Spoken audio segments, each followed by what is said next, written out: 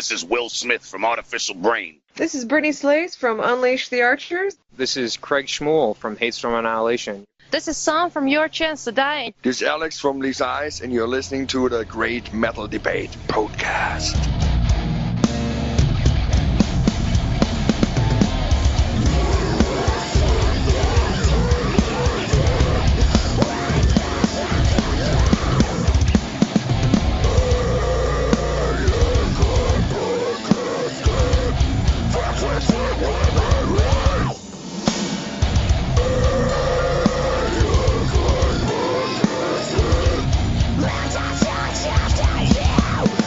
Hey music fans, the Great Metal Debate returns with another metal artist interview. Today we're bringing you Tyler and Cam from Prophetic Metal Blasphemers Begat The Nephilim. Thanks guys so much for joining us on the Great Metal Debate. Thank you. Good to have you. Yeah, thanks for having us.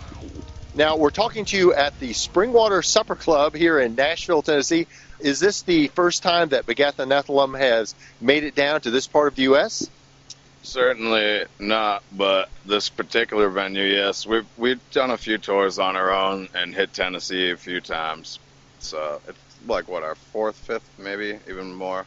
Yeah, this is our second time in Nashville. Normally we hit up Knoxville, but we've done the East Coast a couple times now. This is the first time supporting the album, though. And you're on the fourth day of a tour of the Eastern North America. How did this tour come about? Like, what was the thinking behind this? Where you're going to, and what were you trying to accomplish? Just to pretty much promote our album, the Surreptitious Prophecy, that came out on Unholy Anarchy Records just about a month ago. Just hitting the road in support of that, just getting our feet wet, just about a week and a half, just enough to get back into it, and then we're going to hit the road as much as we can in the near future, I definitely want to talk about that new album. But before we get into that, give us a little background. How did the band Begat The Nephilim come together? This one's you.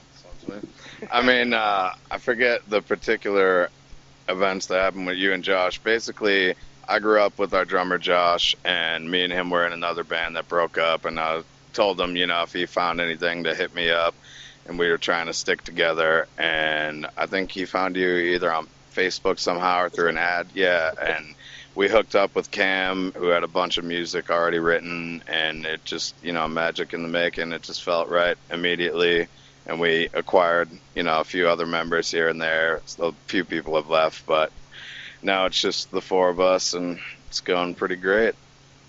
That's interesting how bands can come together via social media. Actually, one of the last bands we interviewed, we're talking about how they got hooked up with their drummer via Craigslist. So it's kind of amazing, man, how that happens. Right.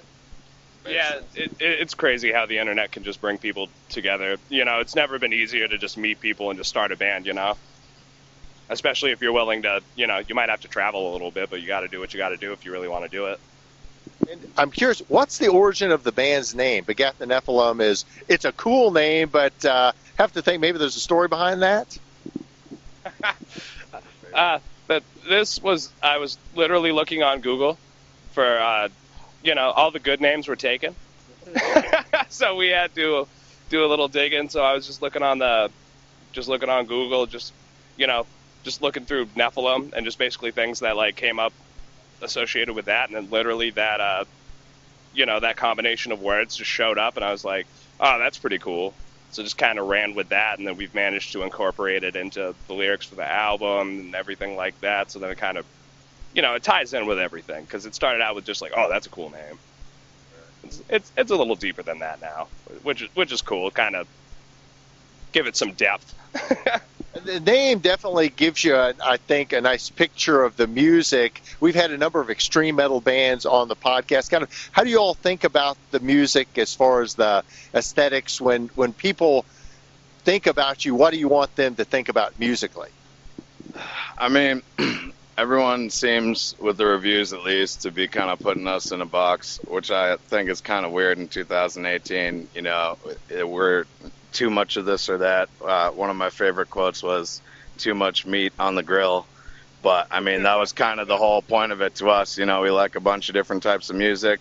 We just kind of mash it all together in a way that works. You know, we're more mellow death or like black metal kind of combined than anything. But there's a lot of symphony parts and a lot of random stuff. I mean, we even threw in some maracas and just, you know, because it fit, whatever. We want to kind of do whatever we want and break the boundaries and still be heavy as hell. You've gotten some pushback on that, but people are like, stick to one thing so I can better describe you. Is that the way it is? Seems to be, yeah, people think they know what our band should sound like better than we do. I don't know. It's kind of weird. Yeah, it's just, you know, it's with how far along music is in this day and age, you think people would be a little more open to incorporating different genres and all that sort of stuff. And especially for most of it, it's all extreme metal, you know, and that was the whole point of the band. We wanted to incorporate a lot of different influences because, you know, we'll go from like a black metal part into a more, you know, like even like a progressive style part, you know, just like to mix it up, just showcase what we like, you know, and I think we managed to do it in a way that's cohesive, but a lot of people don't want to give us that credit just yet. Let's focus on the band's new album, The Surreptitious Prophecy, Mother of the Blasphemy, just released in June. I can tell by the album title, this wasn't thought up in a corporate boardroom or a focus group. Tell me first, how long has the material for this album been around?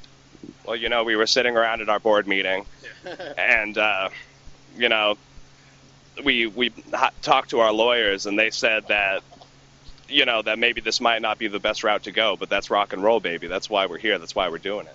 No, but honestly, the music, I started writing in like really, really early 2012.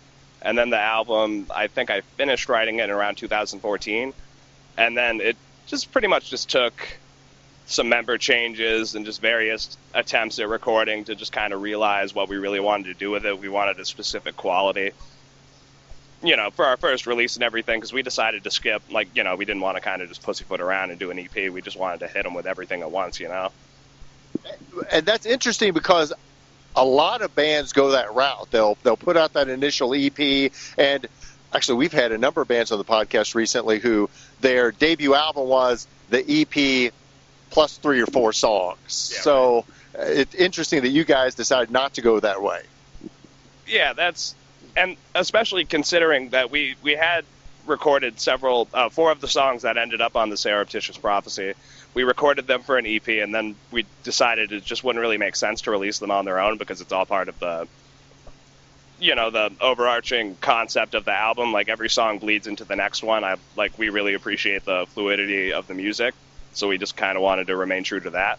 You've already released the song Cardboard Casket as a video. Well, why did you choose that song, put it out front for fans to listen to?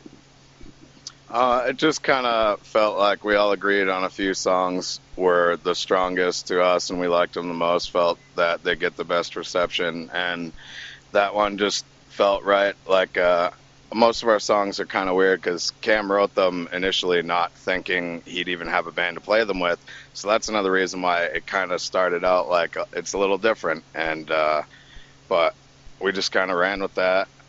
Is that one that you've been playing live for a while that maybe is a fan favorite, or is it one that maybe fans hadn't heard before and you wanted to put out to show new material? That's where I was going. I mean, yeah, people definitely seem to like it, and we debuted that one a while ago. It felt like the catchiest, and like if we felt we get the best response from that, and we all really love that song.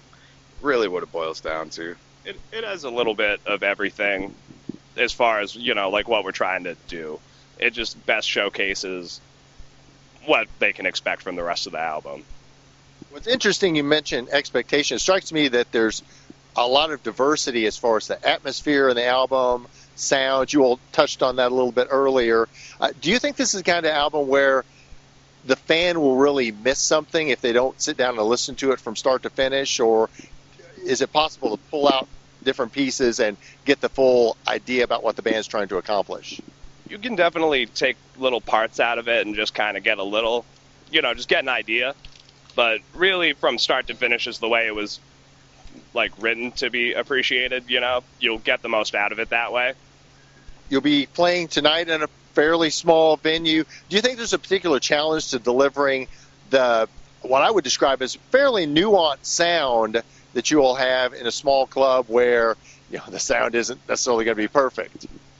I mean, sometimes it's a challenge, but you'd be surprised sometimes. More or less, we just worry about, if there's not much stage room. Our drummer has a massive kit, and then we're all crammed there together. We can't run around as much. I'm afraid I'm going to, step on their feet. That's, more of a concern, I feel, at least for me. Yeah, no, we have a really active stage presence, so just being constricted like that, you kind of have to shift gears, and then you might focus a little more on just playing instead of putting on the performance you could if you had a little more room or, a stage or anything like that. Speaking about being crammed and limited space, that's not only on stage, but when you're on a tour like this, I don't see a massive tour bus anywhere around here. I'm assuming you guys are pretty crammed in. What's that like, and what's the vibe of the band together? Do you enjoy spending time together, or will you be ready for the breather when this tour's over? So far, so good. I'm really enjoying our time out this run. But that's just because, just over the years, you kind of cultivate little tips and tricks that help you along the way. Like, we've been hitting up Planet Fitness a lot. You got the black card, so we've actually been able to shower and, work out every day. So that's been cool. And, it's just honestly something to do. Because you're just on the road all day, just stuck in a van. So then you get out, you can either, go to the venue and wait, or you can actually, just find ways to kill time without really spending money, because that's tight as well. And, yep. we get along for the most part, but we, of course, as every band, we definitely can get heated moments, but we're like a brotherhood at this point. We've been through a lot. We love each other. We'll forgive. Well, starting to wrap up with you guys, after this brief tour is over and with the new album just recently released, what are the band's plans for the remainder of summer 2018 and beyond? This tour we're doing right now, this little run, is all we have planned for this summer, but we recently got hooked up with Ashley Talent Agency. Shout out to Andrea, you the best. And we should be getting some more tours on the horizon too, because we're looking to shift towards that instead of doing local shows like we've been doing for several years now. Or every once in a while we'll do a little weekend warrior, go out for a couple dates like Ohio, Delaware, just places a little farther out than we'd be able to do for just a one-off or something like that. Just put a couple dates together. But we're looking to shift more towards, pretty much what we're doing now in order to promote the album the best way possible. Not done with this tour yet, but the response so far, is that lending credence to that idea? Are you all excited about the response you've had from fans and folks coming up to you? Oh, yeah. It's been very exciting to see just the reactions live or just from the album itself. Just feels good because it ended up taking 5-6 years for this album to come out, so it feels very good to just finally have it out there and to see the reception, because we've been sitting on this for a long time. Finally, what is the best way for fans to purchase music and merchandise, including the new album, The Surreptitious Prophecy, from Begat The Nephilim? The best way is a lot of ways, actually. We do have a big cartel that we will post things on, but we don't carry everything on the big cartel. Our CD, though, in particular, you can find at most record stores. Hopefully, you can actually get it on Amazon and even order it from Walmart, as strange as that is. There's a few places there. Yeah, it's pretty crazy. It's on iTunes, the whole shebang, Spotify, YouTube. You can find it everywhere, pretty much. And Unholy Anarchy Records put it out, so you can get it from their website as well. And catch you guys at a show on this tour or local show later, that'd be a great way to do it as well, I'm sure. We have the most merch with us on hand right now. More merch than we've ever had, actually. We're going all out, so we got a bunch of stuff with us at our shows. Guys, I appreciate you guys talking with us today. I'm looking forward to enjoying the show this evening. Looking forward to the medal, and thanks so much, and good luck on the rest of the tour. Awesome. Thank you very much.